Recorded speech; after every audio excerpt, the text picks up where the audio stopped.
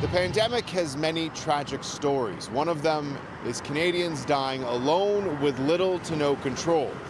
More and more younger adults are dying as a result of COVID-19, and one of the conversations to come out of all of this is whether or not you have an advanced care plan. Someone will be there to speak the words I might not be able to speak.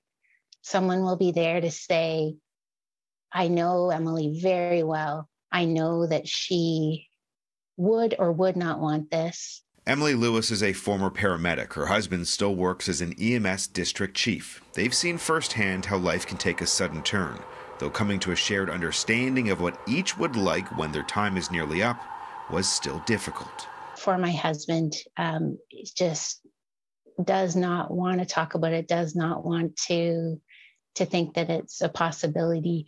And so for me, it was chipping away at that shield that he had up. An advanced care plan is different than a will. This isn't about your finances or your estate.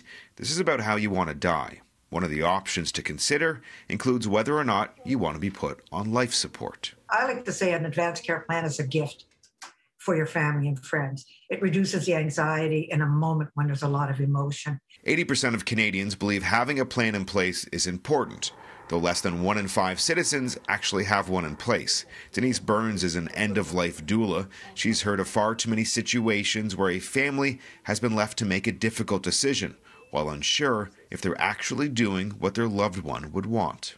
I think it's frightening. For me, what goes through my mind is I'm thinking, what happens to the family members and what happens to the individual who is dying and not able to speak? There's a lot more work for us to do to try to destigmatize death and dying to begin with, and the idea of advanced care planning. I think most people think that it automatically, well, that's just too depressing, I don't want to think about it. Dr. Chantel Perot, a family physician, has been initiating advanced care discussions with her patients for decades. In North America, we've had such a focus on life and on prolonging life almost at all cost, at any cost. We have a death-defying culture, and I think we need to have a death-embracing culture where we see death as a very significant part of life and not only as something to be feared. For Lewis, she has multiple instructions she's laid out for her loved ones. If my heart won't beat on its own and I can't breathe on my own, then that's that for me. And that can help everyone involved accept the difficult decisions that are going to have to be made. Dr. Perot notes that a national database with care directives would be beneficial for doctors in carrying out a patient's final wishes, though no such registry currently exists in Canada. Now, what does is multiple templates online if you want to sit down with a loved one and put together your advanced care directives.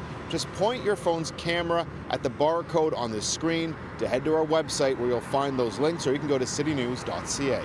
I'm Adrian Ghobrial for City News.